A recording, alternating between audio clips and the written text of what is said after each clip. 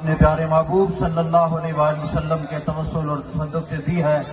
ہم یا اللہ اخلاص نیت سے تیری بارگاہ میں تیرا شکر ادا کرتے ہیں. اگرچہ ہم تیری بارگاہ میں شکر ادا کرنے کے قابل نہیں، لیکن مولا کریم تیرے گناہگار بندے ہونے کے ناطے تیری بارگاہ میں شکر ادا کرتے ہیں. اور اپنے پیارے محبوب صلی اللہ تعالی علیہ وآلہ وسلم کے ناموس کے لیے، ختم نبوت کے لیے ہمیں اسی طرح اتحاد عطا فرما. اسی طرح یا اللہ ہمیں مزید ہمت اور حوصلہ اور استقامت عطا فرما، اور عالم کفر اور یہود و نصارہ کی سازشوں سے یا اللہ ہمیں بچانا. ملک پاکستان کو استحکام عطا فرمانا.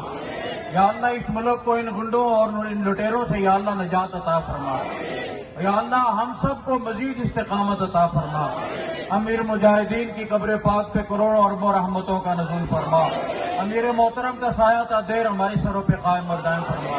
مذاکراتی ٹیم کی کوششوں کو اپنی بارگاہ میں قبول فرما.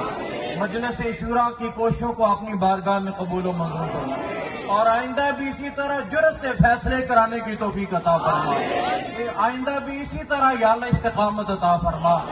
مولا کریم ہم سب تیری بارگاہ میں حاضر ہیں، اور یا اللہ آئندہ بھی حاضر ہیں ناموس رسالت کے لیے، دین کی سربلندی کے لیے، عقیدہ ختم